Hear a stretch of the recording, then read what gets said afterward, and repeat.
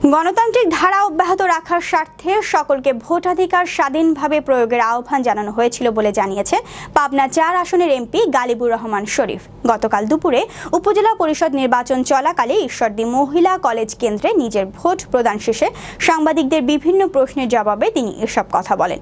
Vote গ্রহণ শেষে ওই দিন রাতে সংশ্লিষ্ট দায়িত্বশীল প্রিজাইডিং ও পুলিং অফিসাররা উপজেলা পরিষদের সম্মেলন কক্ষে ভোট গণনায় অংশ নেন। প্রতিটি কেন্দ্রের এবং বেসরকারিভাবে ফলাফল ঘোষণা করেন সহকারী রিটার্নিং কর্মকর্তা ও উপজেলা নির্বাহী কর্মকর্তা সুবীর কুমার দাস।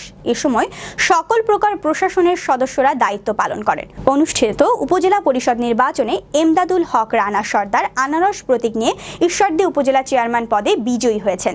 তিনি পেয়েছেন ৩৯,১৭০ ভোট।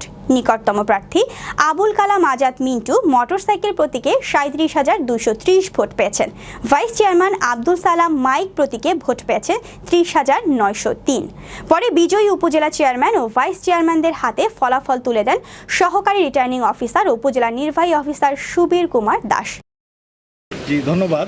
আজকে আপনারা জানেন যে আমাদের এখানে স্থানীয় সরকার নির্বাচনের অংশ হিসেবে উপজেলার চেয়ারম্যান এবং ভাইস চেয়ারম্যানের নির্বাচন হচ্ছে। আমার নির্বাচনী আসনের ঈশ্বরদী এবং আটঘরিয়া দুটি উপজেলাতেই।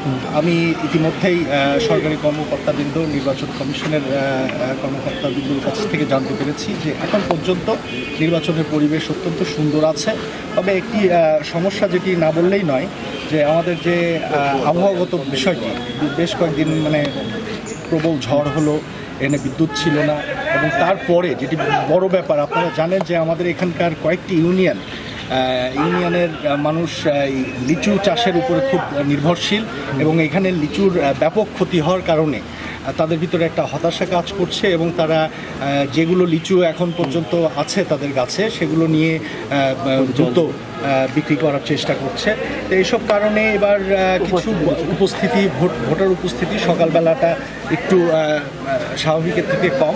তারপরেও আমি আহ্বান করব যে সকলেই তাদের গণতান্ত্রিক অধিকার নিশ্চিত করার জন্য ভোট কেন্দ্রে এসে ভোট দেবেন। আর ইভিএমের যে বিষয়টি, এটি একটি আমাদের জন্য, আমাদের এখানকার ঈশ্বরদী উপজেলার যারা ভোটার আছে তাদের কাছে নতুন বিষয়।